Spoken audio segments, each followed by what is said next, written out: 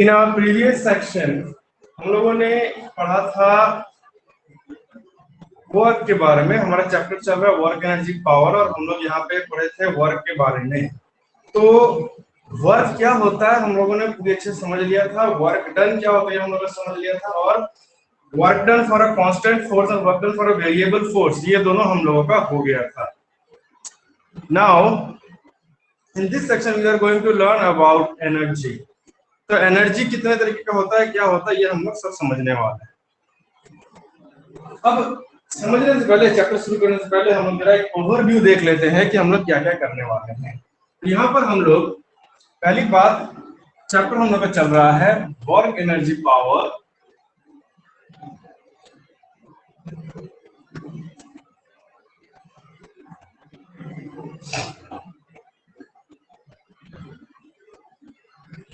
और हमारा वर्क हो गया था पूरा कंप्लीट। आज एनर्जी से हम लोग शुरू करते हैं। तो देखो एनर्जी, ये शुरू करेंगे हम लोग। एनर्जी में हम लोग तीन तरीके के एनर्जी के बारे में पढ़ेंगे। सबसे पहले हम लोग पढ़ेंगे काइनेटिक एनर्जी के बारे में।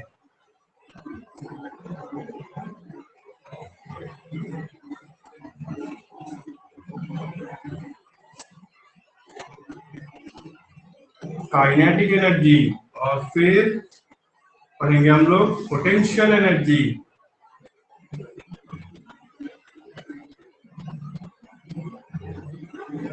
और फिर फाइनली मैकेनिकल एनर्जी।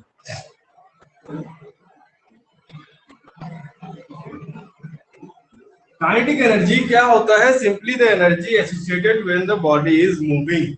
इसका डेरिवेशन हम लोग देख लेंगे, हालांकि डेरिवेशन जरूरी है नहीं, फिर भी हम तुम लोग एक बार दिखाएंगे डेरिवेशन। उसके बाद हम लोग करेंगे पोटेंशियल एनर्जी। पोटेंशियल एनर्जी में ही हमारा वक्त जाएगा इसको समझने में।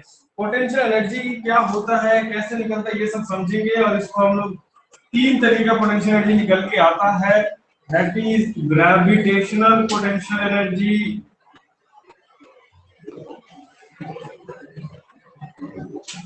फिर स्प्रिंग कह सकते हो, स्प्रिंग पोटेंशियल एनर्जी कह सकते हैं इसका,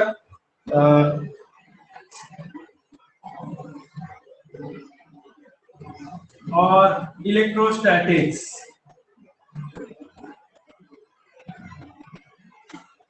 इलेक्ट्रोस्टैटिक्स, इन तीनों में से इलेक्ट्रोस्टैटिक्स जो दिख रहा है, ये इलेक्ट्रोस्टैटिक्स हम लोग नहीं करेंगे। ये हम लोग क्लास 12 में डिटेल में है हमारे पास, इसलिए क्लास 12 में हम डिटेल में लोग कर लेंगे। नाउ स्प्रिंग वाला एनर्जी और ग्रेविटेशन एनर्जी हम लोग का यही सेक्शन है, हम लोग ये वाला करेंगे। फिर भी हम तुम लोग को समझा देंगे, ये एक बार जरूर दिखाएंगे क्या होता है क्या नहीं। मैकेनिकल एनर्जी का मतलब होता है kinetic energy plus potential energy, और ये मैकेनिकल एनर्जी किस तरीके से बिहेव करता है एक मोशन में, ये हम लोग यहाँ पे समझेंगे। पूरे सेक्शन में हम लोगों का यही चलेगा, यही डिवीजन है जो एनर्जी के पूरे सेक्शन में समझना है हम लोगों को। इसमें काइनेटिक एनर्जी झट से समझ जाएंगे हम लोग, लेकिन पोटेंशियल एनर्जी को समझने में थोड़ा टाइम लगेगा। तुम लोगों को ये कॉन्सेप्ट पकड़ना पड़ेगा, because potential energy depends upon the orientation, किस तरीके से कौन सा बॉडी किस तरीके से अरेंज्ड है उसके ऊपर डिपेंड करता है। तो चलो आगे बढ़ते हैं।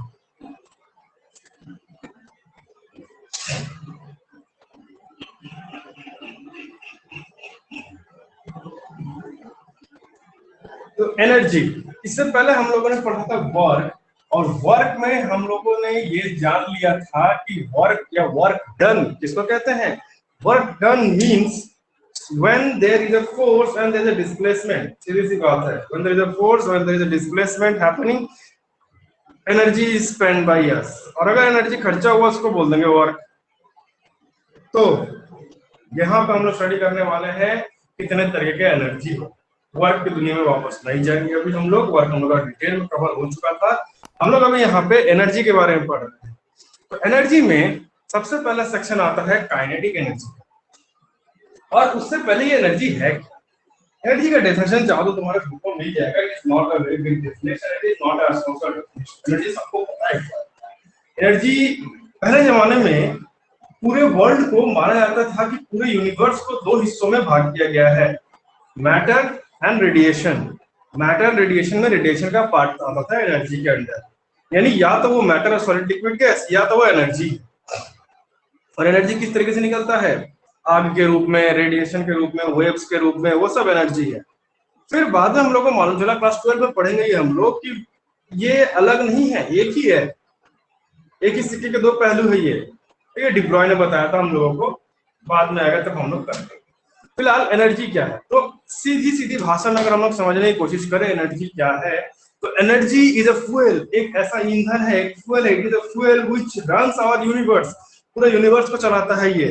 What is this now, this energy is what makes possible for moving any object in a universe. Object को मूव करना, और मूव करना मतलब एग्जिस्ट करना, मूव कर रहा है कोई भी चीज मतलब एग्जिस्ट कर रहा है इस दुनिया में, चाहे वो लिविंग थिंग हो चाहे वो नॉन लिविंग थिंग हो। हमारे planets, universe, stars, they are non living thing, they are all dead. But dead का मतलब मैं डेड नहीं कह सकता हम लोग, डेड का मतलब होता है वो कभी जिंदा था, जिंदा नहीं बोलेंगे हम लोग उसको, they are all non living thing but still they move. Why? Because there are energy. This energy comprises of potential energy and kinetic energy. Also, there are different forms of energy, but we are not interested in that because we are studying mechanics.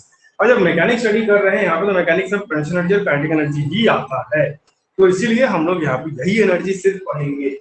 और ये energy दो तरीके का होता है। पहला तरीका हम लोग कर देते हैं, काइनेटिक एनर्जी, ये सबसे इजीएस्ट फॉर्म ऑफ एनर्जी है। जब इजीएस्ट कहने का मतलब इसको समझना, इसे कैलकुलेट करना इजी होता है, तो सबसे पहला हो गया हम लोगों का काइनेटिक एनर्जी। काइनेटिक शब्द का मतलब होता है टू मूव, रफली ट्रांसलेट अगर करें, काइनेटिक का मतलब होता है टू मूव। तो जाहिर सी बात है काइनेटिक एनर्जी मतलब energy associated to when the body is moving. एकदम सीधा सीधा बात है, इसमें कुछ भी छुपा हुआ नहीं है। जैसे कि पोटेंशियल एनर्जी में बहुत सी छुपी हुई चीजें मिलती है, लेकिन काइनेटिक एनर्जी में कुछ भी छुपा हुआ नहीं मिलता है। क्यों नहीं मिलता है यहाँ पे, because whenever there is a motion in a body, उसके अंदर काइनेटिक एनर्जी रहेगा। नाउ अब अगर ये बात है तो इसका फॉर्मूला हम लोग को डिराइव, हालांकि इसका फॉर्मूला तुम लोग बचपन से जानते हो, काइनेटिक एनर्जी का फॉर्मूला होता है half M we square. Half M we square is the formula for kinetic energy. और ये फॉर्मूला किसी भी रूप में नहीं चेंज होता है, ये फॉर्मूला फिक्स है, पूरी तरीके से फिक्स है, ये किसी भी रूप में चेंज नहीं होता है। तो ये फॉर्मूला आया कैसे, ये फॉर्मूला हम लोगों ने डिराइव किया कैसे, सिंपल सी बात है, चलो इसको डिराइव करते हैं। डिराइव करने का तरीका दो होता है, algebraic method and calculus method. दोनों ही काफी सिंपल तरीके हैं। चलो देखते हैं, पहले अलजेब्राइक को देखते हैं, बाद में कैलकुलस भी देख लेंगे या नहीं भी देखेंगे। It is not included in the syllabus, but still idea लाने के लिए क्या होता है देख लेते हैं। तो मान लो दैट इज सिस्टम, एक बॉडी पकड़ लो, एक body, this body is moving in this direction and some times ago this body was standing still। इसका मतलब ये हो गया कि अगर इसका इनिशियल वेलोसिटी u पकड़े और फाइनल वेलोसिटी v पकड़े, तो u here is zero because it is not moving। जब ये इधर मूव कर रहा है तो फोर्स इधर पड़ रहा है, तो फॉर सिंपलिसिटी हम लोग फोर्स पकड़ लेते हैं। The force in both the cases are applied in the direction of their displacement। सीधा सीधा केस है। चलो एक हॉरिजॉन्टल बेस भी बना दिए, ये रहा, इसी पे लोग move. Now we know the formula v square is equal to u square plus 2as।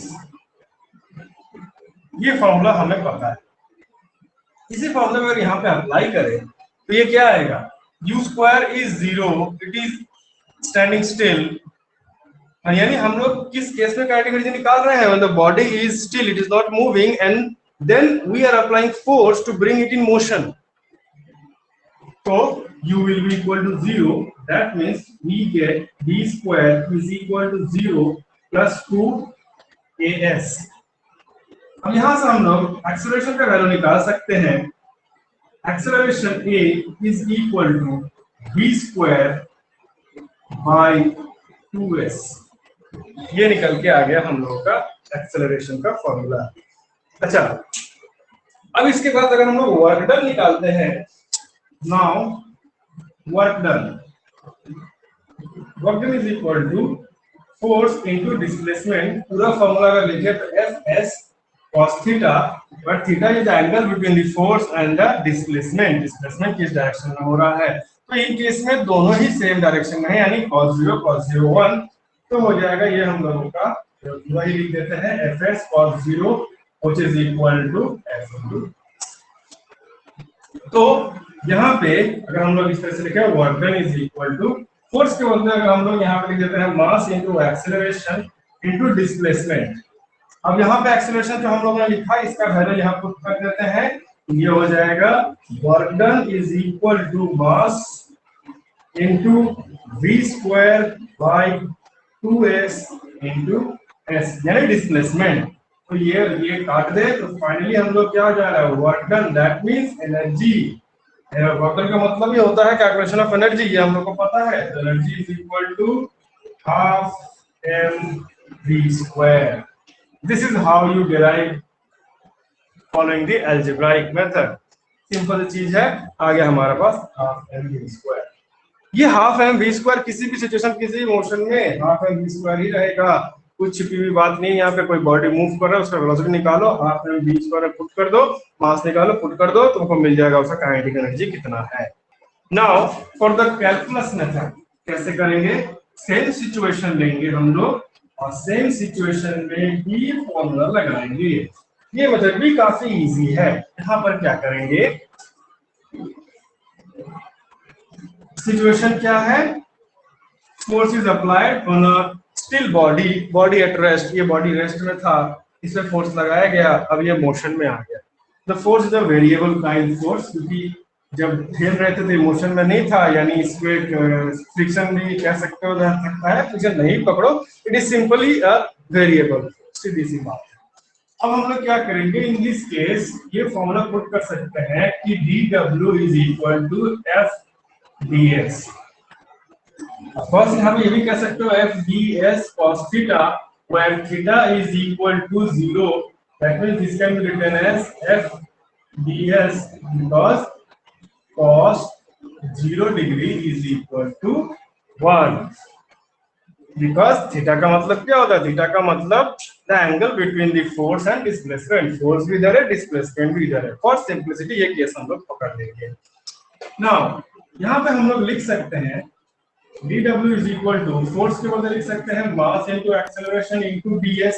अभी एक्सेलरेशन का मतलब हम लोगों ने बहुत पहले ही पढ़ लिया था कि acceleration means dv by dt।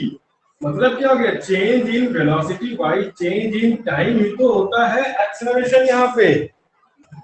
तो वही यहाँ पे लिख रहे हैं हम लोग, तो इसके बदले लिख सकते हैं dv by dt, mass into dv by dt multiplied by ds। इसी में थोड़ा अरेंजमेंट चेंज करके इसको तो ऐसे भी लिख सकते हैं, mass into ds by dt into dv। कुछ नहीं किया, ds में यहाँ रख दिया, dv को यहाँ लिख दिए। अब change in displacement by change in time तो वेलोसिटी कहलाता है, यानी v is equal to ds by dt, velocity. यहाँ पे अभी क्या लिख सकते हैं हम लोग, dw is equal to mv dv। ये आ गया।